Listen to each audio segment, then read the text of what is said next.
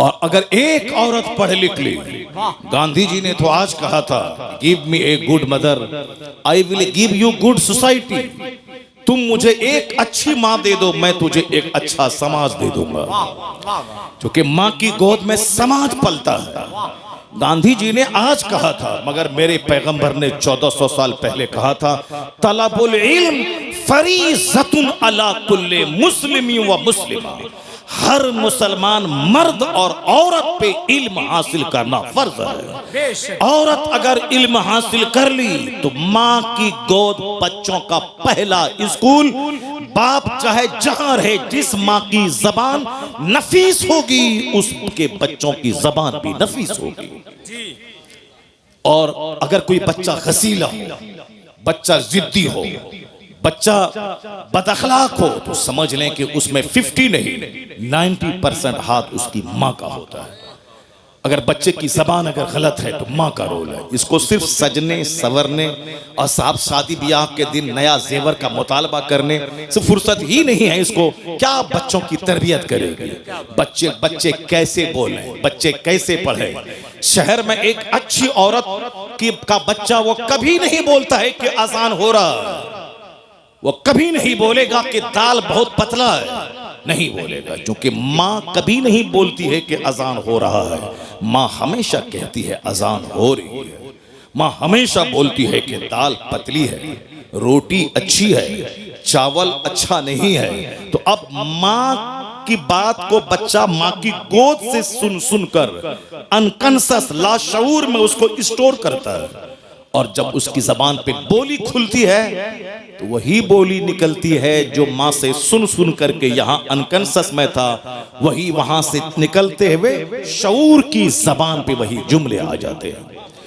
इसलिए शादी ब्याह में कार मोटर कार देखने वाला अच्छी बीवी का सिलेक्शन करो, दौलत को तलाक दे दो, सिर्फ अच्छी औरत चाहिए जिसकी जबान अच्छी, जिसका अखलाक अच्छा हो, जिसका किरदार अच्छा हो, जिसका वेशभूषा अच्छा हो, जो अपनी जिंदगी को 10 मर्दों की गोद में झुलाने वाली ना हो, जो अपनी जीवन अपनी जिंदगी की सुरक्षा करने वाली हो, जिनका आंख शौहर की अमानत, जिसकी जबान शौहर की अमानत, जिसका जिस्म शौहर की अमानत, और अपने बच्चों को पालने की खातिर अपनी जिंदगी की हिफाजत करे। अगर दागदार जमीन होगी कभी अच्छी फसल नहीं पैदा होगी, और जो जमीन जरखेज होगी जबरदस्त फसल पैदा करेगी।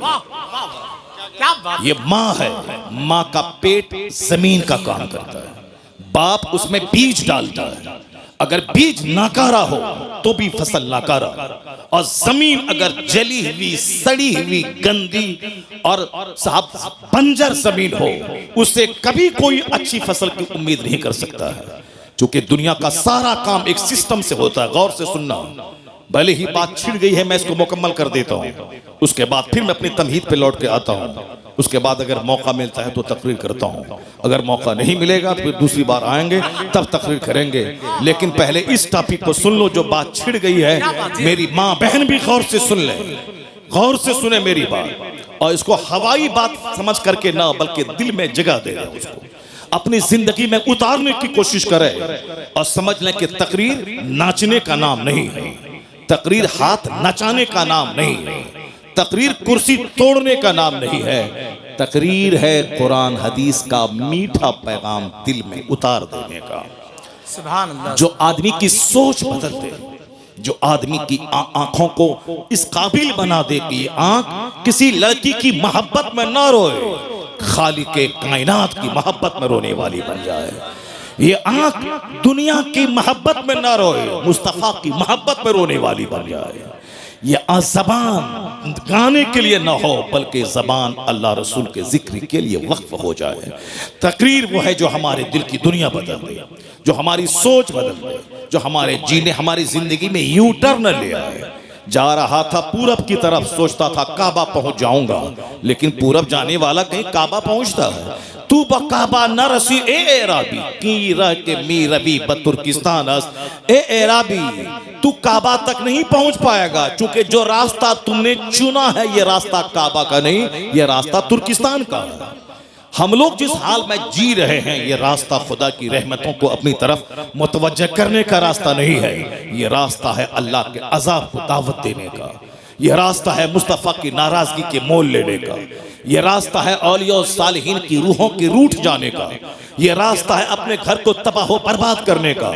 ये रास्ता है आने वाली नस्लों को मिलिया मेट करने का रास्ता है। रास्ता वही है बमुस्तफा बरसा खेशरा के दीन हमाउस गर बबू न रसीदी तमाम बुलहब। डॉक्टर इकबाल ने कहा था अपने आप को नबी के कदमों में डाल दे, वही सारा दीन है जो वहां तक नहीं पहुंच पाया उसमें और अबू लहब में कोई फर्क नहीं है। बमुस्तफा बरसा खेशरा अपने आप को नबी के कदमों में डाल दे, नबी तक पहुंचा दे और अपनी जिंदगी का मकसद मुस्तफा की गुलामी बना ले। जब तू मुस्तफा का सच्चा गुलाम बनेगा जन्नत वहां मिलेगी, दुनिया का अल्लाह तुझे इमाम और बादशाह बना देगा। की मोहम्मद से वफा तूने तो हम तेरे हैं, ये जहां चीज है क्या लहो कलम तेरे। जिसको तकरीर सुननी थी वो चला गया और जिसको हंसना है वो बैठा हुआ है और ये बैठी हुई है गप करने के लिए बैठी हुई है। चुपचाप खामोशी पे जबान पे खामोशी का ताला लगा ले और मेरी बात गौर से सुन ले। और तुम अच्छी बनेगी तेरे शौहर भी नेक बन जाएगा, और तुम अच्छी बनी तेरा बच्चा तो वली और कुतुब पैदा हो जाएगा। तुम घबराती है कि मेरा बेटा मुझको मारता है, मेरा बेटा मुझको मारता है। तेरा बेटा तुझे मारेगा नहीं, तेरा बेटा तेरे पाँव को धो के पिएगा। अगर तुम अच्छी माँ बन गई तो तेरा बेटा तेरे पाँव को चूमेगा, बोलेगा यहाँ चूमने से जन्नत की खुशबू आती है।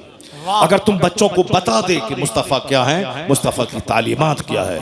और ऐसा नहीं होता कि पीर साहब आए हैं तेल से फुकवा दो, जरा पानी फुकवा दो पीर साहब से, हमारा बेटा अच्छा हो जाएगा। पानी से फूकने से बेटा अच्छा होता है, तेल फूकने से बेटा अच्छा होता है। ऐसा पीर साहब आ गए और साहब एक तावीज दे दिया तो बेटा अच्छा हो जाएगा। जो भरम में जी रहे हो इस भरम को हटा दो।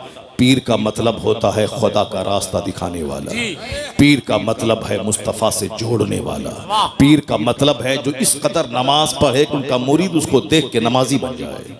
पीर का मतलब है वो इस तरह अल्लाह से डरे रोए कि उनके सजदे को देखकर मुरीदों के सीने का जंग साफ हो जाए। इसके अलावा कोई दूसरा रास्ता नहीं। अगर पीर गुटखा खोर और 100 सिगरेट डेली पिएगा, मुरीद 200 सिगरेट डेली पिएगा। तुम्हारा पीर बोलता है कि तुम बोलते हो मेरे पीर को गुटखा बहुत पसंद है, सिगरेट पसंद है। तुम्हारे पीर को सिगरेट पसंद है, मेरे पीर को बरेली में किताब पसंद है। सुभान अल्लाह। 75 साल की उम्र में भी किताब का मुताला नहीं छोड़ा। उनको लोग तोहफे में किताब देते थे और तुम अपने पीर साहब को तोहफे में सिगरेट देते हो। जो जाहिर सी बात है तुम्हारा कसूर नहीं है, कसूर पीर साहब का है। तुमको जब मालूम है कि मेरे पीर की जो पसंद है वो गिफ्ट देना चाहिए, तो पीर की पसंद है पुड़िया, पीर की पसंद है शुद्ध पलस, पीर की पसंद है पान परा, पीर की पसंद है क्या रजनीगंधा, पीर की पसंद है। तो अब मुरीद वो पसंद वाली चीज लाके देता है।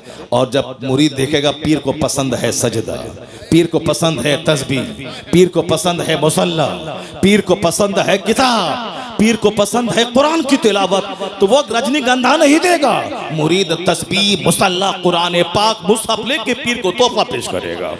मेरा मुर्शिद खुश हो जाएगा कुरान पाक की तिलावत से। मेरा मुर्शिद एक बरेली में था, बुढ़ापे में भी किताबों का मुताला नहीं छोड़ता। सुभान अल्लाह। जब भी देखा किताब पढ़ता देखा, जब भी देखा वाज़ो नसीहत करता देखा, जब भी देखा अम्र बिल मारूफ करता देखा। अमेरिका में रहे वही दीन की फिक्र, बरेली में रहे वही दीन की फिक्र, बस मुरीदों के बीच रहे वही दीन की फिक्र, तन्हाई में रहे तो जबान पे जिक्र और दुरूद जारी है। वह कौन था? 10 करोड़ मुरीदों का मुर्शिदे बरहक, अपने वक्त का कुतुब अब्दाल अख्तर रज़ा का अज़हरी ताजु शरीयत। जब भी देखा मुताला करता देखा, जब भी देखा फतवे का जवाब देता देखा, जब भी देखा मुफ्तियों की झुरमुट में देखा। एक पीर साहब है उस इलाके में गोंडों की झुरमुट में रहता है। गोंडों के झुरमुट में रहता है। ये लुच्चा, ये लफंगा, ये ब्रोकर, ये दलाल, ये साहब लठेत, ये मारधाड़ करने वाला, ये चोर, ये ममाली, ये बदमाश, ये साहब बदमाशी का रैकेट चलाने वाला। और लोग बताए दारा पीर साहब को आंख मत दिखाना, उनके इर्द गिर्द जो लोग हैं वो सब बड़े पहुंचे हुए लोग हैं, यानी सब जहन्नम पहुंचे हुए, गुंडे, मर्डरर, हत्यारा, कोई जादव, कोई अंसारी, कोई बाहुबली, ये सारे लोग हैं। जाहिर सी बात है जैसा पीर होगा, जिन लोगों की झुरमुट में रहेगा उसका दिल भी वैसा होगा जो मुफ्तियों की झुरमुट में रहेगा, जो आलिमों की झुरमुट में रहेगा, जो वलियों की झुरमुट में रहेगा, जो अख्ताब की झुरमुट में रहेगा, जो खुद कुतुब होगा वो अख्ताब की झुरमुट में रहेगा। हुजूर सदरुल अफाजिल कभी गोंडा मवाली के साथ नहीं रहे, उनका दोस्त सदरुल शरिया था, उनका दोस्त मलिकुल उलमा था, उनके दोस्त, उनके साहबजादे जो आलिम थे वो थे, उनके अहबाब का एक बड़ा तबका था, अदीबों का, शायरों का, फकीहों का, मुदब्बिरों का। यही वजह है जो जैसा होता है उसका दोस्त वैसा होता है, और बंदा दोस्त के दीन पर होता है। इसलिए हुजूर ने कहा था 1400 साल पहले, अर्रजुलु अला दीन खलीली फलयंजुर अहदुकुम मय्युखालिल। आदमी अपने दोस्त के दीन पर होता है तो दोस्ती करने से पहले देख लेना कि तेरा दोस्त कैसा है। अगर दीनदार हुआ तो तुझे दीनदार बना देगा, अगर बेदीन हुआ तो तेरा दीन लूट के खा जाएगा। क्या बात है। अर्रजुलु अला दीन Khalili, a man is on the religion of his friend, so watch to whom you befriend। आदमी अपने दोस्त के दीन पर होता है। वाच, देख लो कि तुम किससे दोस्ती कर रहे हो। वो चोर है, चोर बना देगा, बदअकीदा है, बदअकीदा बना देगा, वह ज़िनाकार है, तुझे ज़ानी बना देगा। अगर तेरा दोस्त अल्लाह से डरने वाला नमाजी है तो तुझे नमाजी बना देगा, मुत्तकी बना देगा। अर्रजुलु अला दीन खलीली फलयंजुर अहदुकुम मय्युखालिल। बातें हमारी होती रहेंगी, मैं तमहीद यहाँ रोक करके मैं पहले वो चैप्टर में खोलता हूँ जो बात जबान पे आ गई है, ये वरना ये भाग जाएगी और हमारी तकरीर सुन नहीं पाएगी। और इसलिए चुपचाप रहो और तकरीर मेरी गौर से सुनो, और जहां तक मेरी आवाज पहुंच रही, मेरी सारी माँ, सारी बहन, सारी बेटियां वह गौर से इस चैप्टर को सुने। अक्सर व बेशतर मैं इस चैप्टर को रिपीट करता हूं। मैं खिताबत इसलिए नहीं करता हूं कि 100 तकरीर 100 टॉपिक पे हो, नहीं, मैं सिर्फ एक टॉपिक पे तकरीर करना चाहता हूं कि हर महफिल में अगर 5 बंदा जन्नती बन जाए तो मेरा पसीना बहाने की मेहनत वसूल हो जाए। माशाअल्लाह। इसलिए मेरी तमन्ना इस पे रहती। मैं नहीं समझता कि साहब मेरी हर तकरीर में बात जुमले, बात हदीस का रिपीटेशन होता है, उससे कोई बहस नहीं। बार बार बोलने से आदमी के दिल में असर होता है, बार बार बोलने से। जब रस्सी कुआं पर बार बार आगे पीछे जाती है तो उस पत्थर में भी निशान पड़ जाता है। इसीलिए मैं बार बार बोलता हूं, जो लोग मुझसे मोहब्बत करते हैं और बार बार मेरी तकरीर सुनेंगे, जरूर शराब की भट्टी से निकलकर मस्जिद की तरफ रुक करके चले जाएंगे, जरूर जाएंगे। बार बार सुने, अपनी कलाकारी दिखाने के लिए खिताब नहीं होता है, बल्कि मुस्तफ़ा के दीन को सिखाने के लिए खिताब होता है, लोगों को मुस्तफ़ा तक पहुंचाने के लिए खिताब होता है। मेरी माँ, बहन, बेटियां गौर से सुन लेना।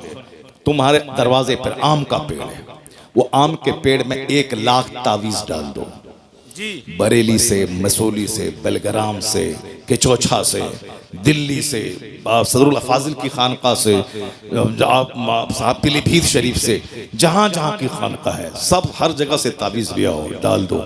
और ये सोचो कि इस आम के पेड़ से सेब निकल जाए, नहीं होगा ऐसा। 1 लाख तावीज़ डाल दोगे, आम का पेड़ सेब नहीं देगा। पता चला कि तावीज से सारा काम नहीं निकलता है। तावीज से काम क्या होता है, सुनो मुझसे। आम का पेड़ है, आम के पेड़ को मैंने बच्चों से बचाया, जानवर से बचाया, वक्त वक्त पे पानी दिया, खाद दिया, अब वो बड़ा मैच्योर हो गया, अब बकरी का खतरा नहीं रहा, अब वो आम फल देने वाला बन गया। तो अब आम का फल खट्टा ना हो जाए, तुर्श ना हो जाए, सड़ा हुआ ना पैदा हो, हजरत से एक तावीज लिया, डाल दिया कि सेब नहीं, आम ही फले मगर मीठा फल जाए, आम ही फले मगर मीठा आम फल जाए। चूंकि ये नेचर के मुताबिक है कि दरख्त लगाया है आम का और उसमें सारी मैंने मेहनतें की हैं, बस तावीज का थोड़ा सा असर हो जाए कि अच्छा आम उससे पैदा हो जाए, ये है तावीज का असर। ऐसा नहीं है कि आम के पेड़ से लीची निकल जाए तावीज से, आम के पेड़ से सेब निकल जाए, नहीं होता है। जैसा दरख्त वैसा फल, जैसी जमीन वैसी फसल, और जैसी माँ वैसी औलाद, जैसा बाप जैसा बीज वैसा बच्चा। इसलिए माँ बाप के औलाद अगर नाफरमान हो गई तो वह समझ लें कि 100% हमारा कसूर है। अगर माँ बाप को सताने वाले बच्चे पैदा हो गए तो वह दूसरों के सर पे मत बढ़े कि तुम्हारी वजह से ऐसा हो गया। वह तो कमजोर लोग होते हैं जो अपनी गलती नहीं मानते, वह दूसरों के सर पे मढ़ देते हैं। जैसे बच्चा कमजोरों की जमात है, ये कभी एक्सेप्ट नहीं करेगा हमसे गलती हो गई, ये हमेशा अपने साथी को बोलेगा इस बच्चे ने ऐसा किया है, तुमने यहाँ पत्थर फेंका, नहीं मैंने नहीं फेंका, इसने फेंका है। ये बच्चों का नेचर है, चूंकि कमजोर है। औरतों का भी नेचर वही है कि वो अगर बीमार पड़ जाए तो वो बोलती है कि शौहर तुम्हारी वजह से मैं बीमार पड़ी हूँ। उसको नज़ला जुकाम भी हो जाए तो वो हमसे कहती है तुम्हारी वजह से नज़ला हुआ है, वो तुम्हारी वजह से नज़ला हुआ है। उस यानी वो सारा अपना कसूर मानते ही नहीं, वो सारा कसूर शौहर का है। तुम ऐसा खाना क्यों बना, तुम्हारी वजह से हुआ, ये ऐसा काम क्यों खराब हो गया, तुम्हारी वजह से हो गया। अब ये शौहर बेचारा चौड़ा सीना लेके रहता है, चलो इसमें सब समा जाए, तुम्हारी जिद समा जाए, तुम्हारी तकरार समा जाए, सब समा जाए, इसीलिए इसमें सब समा जाता है, सारा काम घर का बना रहता है और घर से बाहर बात नहीं फैलती है। वरना अगर घर से बाहर बात जाने को रहे, शौहर का दिल अगर बड़ा ना रहे तो रोजाना लड़ाई झगड़े की आवाज घर से बाहर जाएगी, साहब मार धाड़ की आवाज घर से बाहर निकलेगी। वो तो शौहर का दिल अल्लाह ने इतना बड़ा बनाया है कि जैसे कोई गंगा नदी हो, उसमें मुरादाबाद का सारा कचरा समा जाता है, उसी तरह इसमें सब समा जाता है। उसकी जीद, उसके तकरार, उसकी लड़ाई, उसका झगड़ा सब समा जाता है इसमें, इतना चौड़ा है। वरना डेली लड़ाई हो और डेली झगड़ा हो और सारे समाज के लोग दीवार में कान लगा के लड़ाई की आवाज सुने, नहीं होता है ऐसा। वो नाकिसुल अक्ल है, उसके पास अक्ल कम है, मगर अल्लाह ने मर्द को ताकतवर बनाया है। और हुजूर ने कहा है ये टेढ़ी पसली से पैदा हुई है, इसको सीधा करने की कोशिश मत करना, सीधा करना चाहोगे तो टूट जाएगी और टूटना तलाक है, समाज बर्बाद हो जाएगा। उसी हालत में रहने दे, बड़े काम की चीज है, बस उसी हालत में रहने दे, फायदा हासिल कर। ये तेरे घर की निगरानी करती है, तेरे बच्चों की परवरिश करती है, तुम्हारी राहत का सामान पहुंचाती है, तुमको गुनाहों से बचाती है। तू रहे 5 साल परदेश में, तेरे घर की सुरक्षा करती है, बहुत काम की चीज है, काम की चीज है। इसीलिए उसी हालत में रहने दे, फायदा हासिल कर। वरना सीधा करना चाहेगा तो टूट जाएगी, टूटना तलाक है, सारा घर बिगड़ जाएगा। ये मुस्तफा का कानून है कि आज घर आबाद है, सोसाइटी आबाद है, समाज आबाद है, इसलिए कि हुजूर ने जो कहा है उस पर अमल करने की वजह से लड़ाइयां कम हो रही हैं, सब्र की वजह से घर आबाद हो रहा है। जी जी राम। आकाए तोहार इस्लाम का फरमान है, सरकार ने एक अच्छी लाइफ गुजारने का जो फॉर्मूला दिया, अब जरा गौर से सुन लो। औरतों की तालीम पे इस्लाम ने क्यों जोर दिया, एक घर को सजाने संवारने में औरतों का कैसा हाथ रहता है। एक बड़ी हदीस में पढ़ता हूं, क्योंकि ये महीना आका अलैहिस्सलाम की सीरत का भी है। ये महीना माह रबीउल नूर खत्म हो गया, अब रबीउल आखिर अब कल परसों से शुरू होने वाला, मगर चूंकि सारी जिंदगी सरकार की सीरत बयान की जाएगी। ऐसा नहीं कि 12वीं के महीने में ही ईद मिलादुन नबी हमेशा मनाया जाएगा। कभी सरकार की तालीमात से हम बेनियाज नहीं हो सकते। दुनिया का सारा काम एक सिस्टम से होता है और उसी सिस्टम पर मैं थोड़ी देर बात करता हूं। उसके बाद अगर आप कहेंगे थोड़ी देर और तकरीर कीजिए, तकरीर आपने शुरू नहीं की है तो फिर मैं तकरीर शुरू करूंगा, लेकिन अगर आप बोले कि नहीं अब खत्म कर दिए तो मैं तकरीर खत्म कर दूंगा। मगर मेरा एक पैराग्राफ सुन के जरूर आप जाइए, मेरी माँ बहन भी गौर से सुन लें। वह तकरीर का एक पैराग्राफ यही है कि दुनिया का सारा काम एक सिस्टम से होता है, सिस्टम से हट के नहीं होता है। जज्बात में चलो मारो जो होगा देखा जाएगा, नहीं, हिकमत से, तदबीर से सारा काम होता है। अल्लाह ने आसमान बनाया बगैर खंबे के खड़ा है, अल्लाह ने इस जमीन को समंदर पानी पे बनाया, ये जमीन में को करार हो उसके लिए अल्लाह ने पहाड़ का खूंटा बनाया ताकि जमीन हिले नहीं। एक सिस्टम है। अल्लाह ने सूरज बनाया ताकि सारी जमीन रोशन हो। अल्लाह ने रात में सूरज के छुपाने के बाद चांद दिया है ताकि लोगों का वहशत से सीना फट न जाए। ये सारा एक सिस्टम है। अल्लाह ने हमारे ऑक्सीजन के लिए दरख्त को पैदा किया है, ये सिस्टम का हिस्सा है। अल्लाह ने हमारे लिए रोटी और चावल दिया है। अल्लाह ने हमारे लिए वेजिटेबल्स पैदा किया है, मगर हमारे जिस्म को गोश्त भी चाहिए, इसीलिए अल्लाह ने परिंदों को पैदा किया है। अल्लाह ने जानवरों को पैदा किया है। ये मुर्ग हमारे लिए, ये परिंदे हमारे लिए, ताकि सब्जी ही नहीं तुम्हें गोश्त भी खाना है, और गोश्त ही से काम नहीं चलेगा, तुम्हें मछली भी खाना है। इसलिए अल्लाह ने मछली जैसी जबरदस्त मखलूक को समंदर में पैदा किया ताकि कभी मछली खाओ, कभी गोश्त खाओ, कभी सब्जी खाओ, कभी कद्दू खाओ। ये और बात है कि सब्जियों में बाज सब्जियां बहुत ज्यादा फायदेमंद है।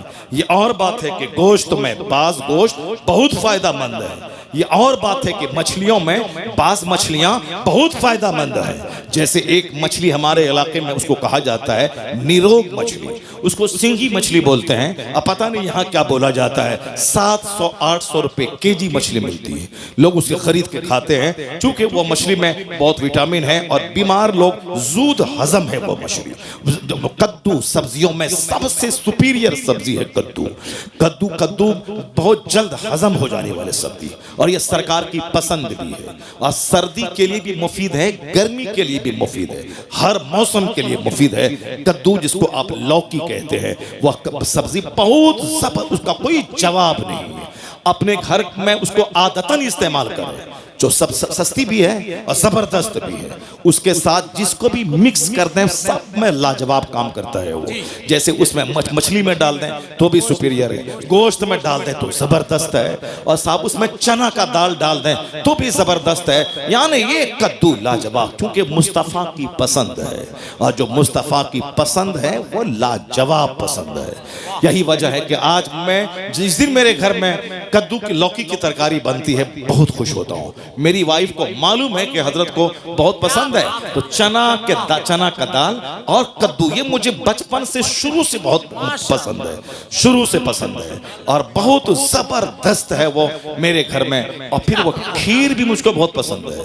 यही वजह है कि अभी शुगर 7-8 साल से शुगर हो गए, मगर उसके बावजूद मैं खीर छोड़ता नहीं हूँ, और मेरे घर में खीर बनाई जाती है और मैं खाता हूँ। और अल्हम्दुलिल्लाह शुगर को झूठा साबित कर देता हूँ कि लोग कहते हैं कि शुगर होने के बाद रोजा रखने में परेशानी हो रही, मगर 8 साल हो गए एक रोजा नहीं छोड़ा, अल्हम्दुलिल्लाह एक रोजा नहीं, और कोई परेशानी नहीं होती है। और शुगर वाले को कहते हैं कि भाई इसको हर 1 घंटे के बाद खाना चाहिए, डॉक्टर बताते हैं, और कहते हैं कि हमेशा पानी पीना हल्का सूखता रहता है। मगर मैं 2.5 घंटे तकरीर किया हूँ, और अभी भी आज 2 घंटे तकरीर करूंगा मैं, चाहे तुम भाग जाओ, चाहे कोई यहाँ नहीं रहेगा, सब कोई नहीं रहेगा, मैं तकरीर करूंगा 2 घंटा। तो सब लोग भाग जाए, 2 घंटा से कम मैं नहीं बोलूंगा। डेली बोलता हूं 2 घंटे 2.5 घंटे, मगर जरा बराबर कोई बता दे कि साहब मैं 1 गिलास पानी पिया हूं, कोई बता दे कि कल मैंने पानी मांगा था। नहीं, वो डॉक्टर झूठ बोलता है कि शुगर वाला हर घंटे पे पानी पीना है, हर घंटे खाना खाना है। नहीं, जो झूठ बोलेगा वो प्यास लगेगी उसको, मगर जो कुरान बोलेगा, जो हदीस बोलेगा, वो बोलता चला जाएगा, रूहानी ताकत मिलती चली जाएगी। मैंने देखा ये आदित्य जोगी ना ये भाषण देता है, पानी पीते हैं, और साहब वो प्रधानमंत्री मोदी जी 15 अगस्त 26 जनवरी को भाषण देते हैं, वो पानी पीते हैं। राहुल गांधी भी पानी पीता है, हमारा बिहार का तेजस्वी यादव वो भी पानी पीता है, आपके उत्तर प्रदेश का अखिलेश यादव वो भी पानी पीता है। मायावती को तो हमने पानी पीते हुए देखा है। जहां आज से 25 साल पहले एक मस्जिद में मैं रहता था, मैं बोला मायावती आई है, मैं गया चलो देखें क्या भाषण देती है। काशीराम जिंदा थे, वो थे, मायावती आई थी। अब आहिस्ते आहिस्ते बस देख देख के पढ़ना है, उसके बाद देखना है, ऐसे और ऐसे देखना पढ़ना है, और पानी पीना है। तुमने कभी हमको देखा देख करके तकरीर करते हुए? 5 घंटे 3 घंटे 4 घंटे 2 घंटे न देख के बोलना है, बिन देखे बोलना है, बिन देखे बोलने में दिमाग चलता है, इसके बाद क्या बोलें, इसके बाद क्या बोलें, इसके बाद क्या बोलें, दिमाग चलता है। दिमाग चलने में आदमी थक जाता है, लेकिन देखने में एनर्जी लॉस नहीं होती है। ना देखा जाता है, बिन देखे बोला जाता है, उसके बावजूद एक गिलास पानी पीने की नौबत नहीं आती है। बात वही है, जो दुनिया बोलेगा उसे प्यास लगेगी, और जो उकबा बोलेगा, जो कुरान बोलेगा, जो हदीस बोलेगा, रूहानी ताकत मिलती चली जाएगी। अगर यकीन नहीं आए तो तुम भी तिलावत करके देखो, तुम भी नमाज पढ़ के देखो, तुम भी दिन की बातें बोल के देखो। 2 घंटे तक तिलावत करते रहोगे, नहीं लगेगी प्यास, क्योंकि तवज्जो उस तरफ रहेगी तो तुम्हारी प्यास की तरफ से तवज्जो हटती चली जाएगी। मैं पहले सुनता था, मगर 8 साल से मुझको तजर्बा हो रहा है। मैं जब शुगर का अटैक हुआ, मैं बड़ा घबराया कि अब 2 घंटे तकरीर कैसे होगी, 3 घंटे तकरीर कैसे होगी, 4 घंटे तकरीर कैसे होगी। खड़े खड़े 2.5-3 घंटे में बोलता हूं, कैसे तकरीर होगी। लेकिन जब मैं बोलने लगा पता चला नहीं, वह दुनियादार वाली बोली होगी तब थकेगा, वरना कुरान हदीस बोलो, बोलते चले जाओ, शुगर पानी पानी हो जाता है, रूहानी ताकत मिलती चली जाती है। सजदे से ताकत मिलती है, तिलावत से ताकत मिलती है। डॉक्टर लेविल पाविल ने कभी कहा था, the Quran word to word is the resource of energy. Quran हर्फ बहर्फ ताकत हासिल करने का जरिया है। जो रीडर और लिसनर, पढ़ने वाले सुनने वाले, दोनों को वह खजाना मुंतकिल करता रहता है। आप गौर से अपना आधा घंटा का टाइम देंगे मुझको। देखिए भाई साहब, देखिए हमको तो प्यास लगनी चाहिए, हमको पेशाब लगना चाहिए, मगर यार तुम लोग जवान आदमी हो और अरबी पेशाब तुमको ला हौल वला कुव्वत इल्ला बिल्लाह। इस गुटखा बीड़ी सिगरेट सब छोड़ दो, अल्हम्दुलिल्लाह पेशाब भी कम लगेगा, लीवर भी मजबूत रहेगा, और उसके बाद मसाना भी मजबूत रहेगा, और 70 साल की उम्र तक जवान रहोगे अल्हम्दुलिल्लाह। जवान 70 साल की उम्र तक जवान रहोगे। इसलिए फालतू चीज़ें छोड़ दो, जितनी भी अननेसेसरी चीज़ें हैं सारी चीज़ें छोड़ दो, और कंपलसरी जो चीज़ है उसको लो। इबादत से ताकत हासिल करो, तिलावत से ताकत हासिल करो। अब आधा घंटे का आपके पास से मैं टाइम दे रहा हूँ, उसके बाद फिर मैं अपनी मर्जी से तकरीर करूँगा। आधा घंटा आपका टाइम चाहिए। इजाजत है आप लोगों की तरफ से? इजाजत है? जरा हाथ उठा के बोलें ला इलाहा इल्लल्लाह, और जोर से बोलें सुभान अल्लाह। अस्सलात वस्सलामु अलैका या रसूल अल्लाह, अस्सलात वस्सलामु अलैका या हबीब अल्लाह। बात छिड़ गई है, चूंकि हमारी माँ बहन बैठी हुई है, ये और हमारे नौजवान बच्चे बैठे हुए हैं, इसलिए। और ये जरूरी पैराग्राफ है जो आपके सामने मैं बयान कर रहा हूं, इसको आप गौर से सुनेंगे कि दुनिया का सारा काम सिस्टम से होता है। ऐसा नहीं होता है कि मैं चलूं पूरब काबा पहुंच जाऊं, नहीं नहीं। रोजाना सूरज का उगना, रोजाना सूरज का डूबना, हर काम सिस्टम से होता है। अल्लाह चाहे तो 3 महीने में बच्चा पैदा हो जाए, अल्लाह चाहे तो 3 दिन में बच्चा पैदा हो जाए, अल्लाह चाहे तो 1 दिन में बच्चा पैदा हो और खड़ा हो जाए। जैसे बकरी का बच्चा अभी पैदा होता है, पैदा होने के फौरन ही वो चलने लगता है, खड़ा हो जाता है। ये जानवर है, पैदा हुआ और थोड़ी देर के बाद 1-2 घंटे के बाद वो चलने लगता है। तो इंसान अशरफुल मखलूकात है, मगर ये चलता कब है? ये चलता है 9 महीने, 10 महीने, 1 साल के बाद चलता है। जानवर 1 घंटे के बाद चलने लगा, ये इंसान को भी अल्लाह चाहता तो 1 घंटे के बाद चला देता। नहीं, जानवर चूंकि वो जानवर है, जानवर का प्लान छोटा है। जानवर हमारी खिदमत के लिए पैदा हुआ है, वो हमारे लिए पैदा हुआ है, हमारे लिए है। मेरी सवारी का काम आएगा जानवर, वो हमारे खाने के काम आएगा वो जानवर, वो हमारे दूध के काम आएगा वो जानवर, ये हमारे लिए है। और इंसान बड़ा काम करने के लिए पैदा हुआ है, दुनिया को अदल से भरने के लिए, मजलूमों को हक दिलाने के लिए, पढ़ लिख कर समाज में रोशनी फैलाने के लिए, अपने रब्बे करीम की इबादत के लिए, मानवता की सेवा के लिए, गरीबों में अदल करने के लिए, गरीबों को हक दिलाने के लिए, जालिमों का टेना तोड़ने के लिए। जब इतना बड़ा काम है इंसान का, तो अचानक नहीं, ये ग्रेजुअली, धीरे धीरे, या धीरे धीरे बोलेगा, धीरे धीरे चलेगा और धीरे धीरे परवान चढ़ेगा। चूंकि इसको ताकतवर हो जहाज उड़ाना है, इसको पनडुब्बी बनकर समंदर में गोता लगाना है, इसको खलाओं में 6-6 महीने रहकर यूनिवर्स की सीक्रेट का पता लगाना है। इसलिए इसकी पैदाइश 9 महीने के बाद, 2 महीने के बाद नहीं, 9 महीने माँ के पेट में रहना है, 2 साल तक माँ का दूध पीना है, और 5-10 साल तक ये माँ बाप की निगाहों में रहना है। 15-16 साल के बाद मैच्योर होना है।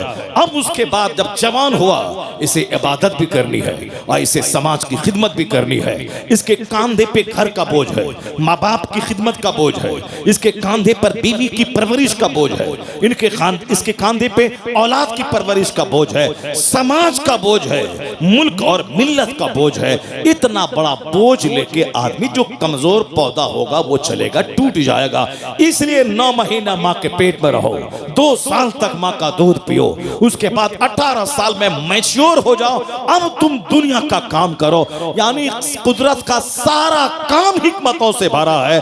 काम जब बड़ा होगा उसकी हड्डी भी मजबूत होगी, उसकी ताकत भी मजबूत होनी चाहिए। इसलिए अल्लाह 9 महीने माँ के पेट में रखता है। अब जरा गौर से सुनिए, अल्लाह रब्बुल इज्जत के इसी सिस्टम का हिस्सा है कि जो दुनिया में सबसे बड़ा काम करने के लिए आया है, उसकी ताकत भी सबसे बड़ी होगी, उसका खानदान भी सबसे बड़ा होगा, उसकी माँ भी सबसे बड़ी होगी, उसका दादा भी सबसे बड़ा होगा, उसका नाना भी सबसे बड़ा होगा।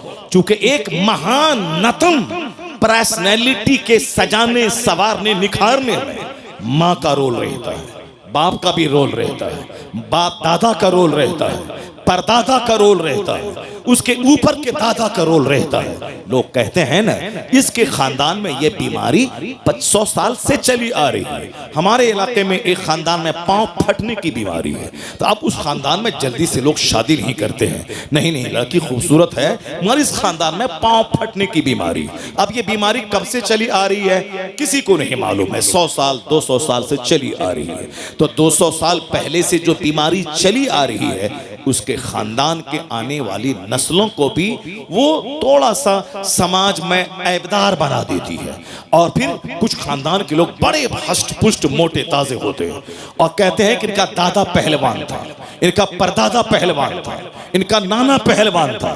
चूंकि नाना का ब्लड मेरी माँ में शामिल है और दादा का ब्लड मेरे बाप में शामिल है, इसीलिए दादी हाल के एतबार से और नानी हाल के एतबार से भी जो बहुत बड़ी पर्सनैलिटी है उसका मजबूत होना जरूरी है। दादा की तरफ से भी लाजवाब और नाना की तरफ से भी लाजवाब। ऐसा नहीं कि रास्ता चलते किसी लड़की को मुंह देखा, मुंह अच्छा लगा, शादी कर लिया और चले आए। बाद में पता चला कि साथ इनकी औलाद जो भी है वो जैसी की तैसी औलाद है। अब सब इनके बाप, इनकी माँ फाहिशा थी, इनके बाप ऐसे थे, उनके दादा ऐसे थे, यानी इनकी नस्लों में बेहयाई चली आ रही है। आज हमारे बच्चे छोकरे वो नेट चलाने वाले, सिनेमा देखने वाले, बस सिर्फ मुंह देखता है कि मुंह का रंग गोरा है कि नहीं है, नाक लंबी है कि नहीं है। आपके उत्तर प्रदेश में क्या है ये हमको मालूम नहीं है, पर हमारे बिहार में यह है कि आंख बड़ी बड़ी होनी चाहिए, नाक लंबी होनी चाहिए, चेहरे पे गोश्त भरा होना चाहिए और फिट 5 फीट की 5 फीट से ऊपर की लंबी होनी चाहिए। वह ठगनी वाली नहीं चाहिए और पतली दुबली नहीं चाहिए। आजकल थोड़ी सी मोटी चाहिए। पहले लोग समझते थे नहीं साहब, पतली दुबली ये हुस्न में शामिल है, लेकिन आज नजरिया बदल गया है। आजकल मोटी ताजी,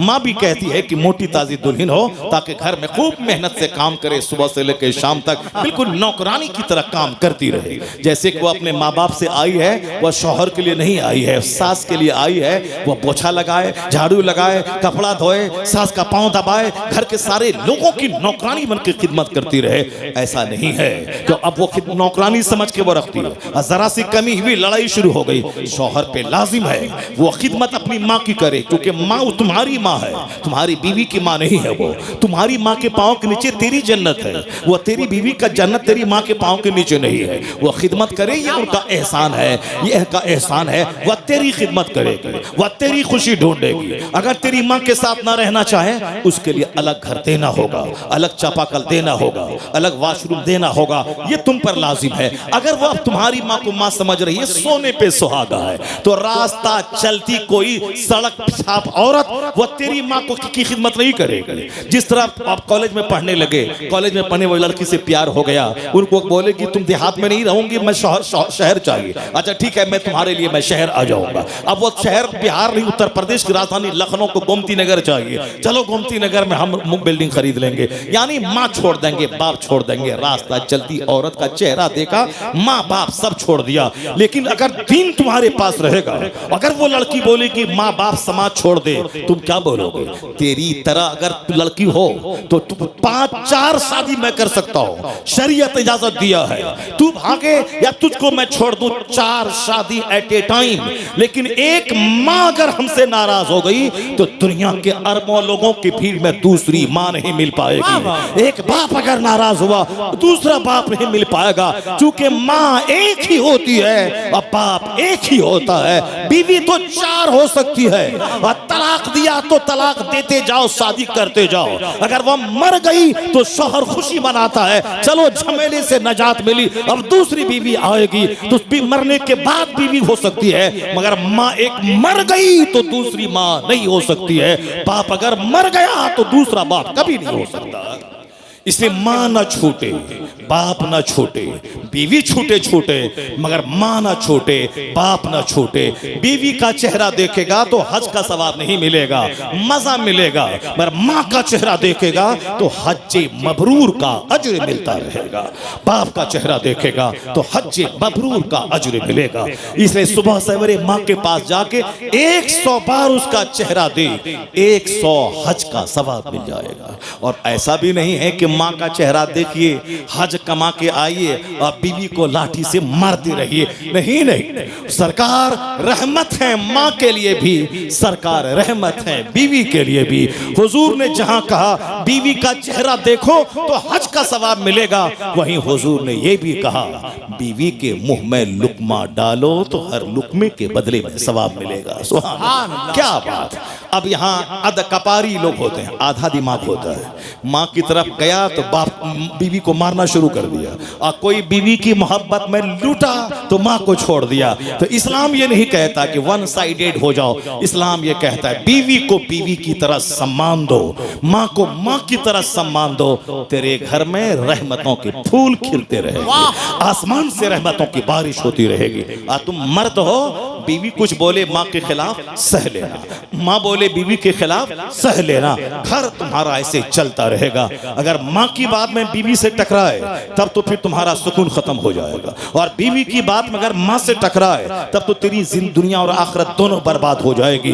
बीवी इसको कुछ पैसा दे तो माँ को मत बताओ कि 10,000 दिए हैं, और माँ को 10,000 दो तो बीवी को दिखा के मत बताना, वरना सर के सारे बाल तेरे खत्म हो जाएंगे। इसलिए उनको मत बताना कि मैंने माँ को 10,000 दिया है, माँ को 10,000 दिया है, बीवी को खबर ना मिले, और बीवी को 10,000 दिया है, माँ को खबर ना हो। एक कामयाब आदमी की तरह मुस्कुराते रहना, घर में माँ का भी प्यार मिलेगा, बीवी का भी प्यार मिलेगा, सुन्नत पे अमल होगा, घर मिसले जन्नत के बन जाएगा। मुस्तफा पर बस इस चैप्टर को गौर से सुन लीजिए। बात से बात पैदा होती है, दूसरी बात निकल जाती है, मगर हमारा चैप्टर वही है कि बहुत बड़ा काम करने के लिए सिर्फ चेहरा नहीं देखना है, बल्कि कैरेक्टर देखना है, किरदार देखना है, आता तो अतवार देखना है, और हड्डी देखनी है, ब्लड देखना है, माँ को देखना है, उसकी दादी को देखना है। और आज कहाँ देखा जाता है, मगर जो दुनिया का सबसे महान नस्म इंसान है, जो दुनिया का सबसे अजीम तरीन शख्सियत है दुनिया की, उसका नाम है मोहम्मद अरबी सल्लल्लाहु अलैहि वसल्लम। I can not find any other man in history like Muhammad. मैं पूरे मानव इतिहास में मुस्तफा का जवाब नहीं पाता। यूरोप का दानिश्वर कहता है, he is the only man in history who was supremely successful on both levels, religious and secular. इंसाफ, सियासत और मजहब दोनों सतह पर इस रुए जमीन की सबसे लाजवाब शख्सियत का नाम मोहम्मद अरबी अलैहिस्सलाम है। हिंदुस्तान का एक गैर मुस्लिम डॉक्टर रामकृष्ण राव कहता है, the personality of Muhammad it is most difficult to get into the whole truth of it. यानी मुस्तफा की शख्सियत की तह में उतरना बहुत मुश्किल है। गांधी जी ने कहा था, मैं जब तक मुस्तफा को पढ़ा नहीं था मुझको लग रहा था कि तलवार के बल पे इस्लाम फैला है, लेकिन जब मैंने मुस्तफा को पढ़ा, कुरान का हिंदी अनुवाद पढ़ा, अब मैं कह सकता हूं कि इस्लाम जो तूफान बन के दुनिया में छा गया अरब से निकलकर, ये तलवार के बल पे नहीं, ये अपनी सच्चाई और मुस्तफा की सादगी और अखलाक की बुलंदी की वजह से पूरी दुनिया में इस्लाम बादल बन के छा गया। आका अलैहिस्सलाम का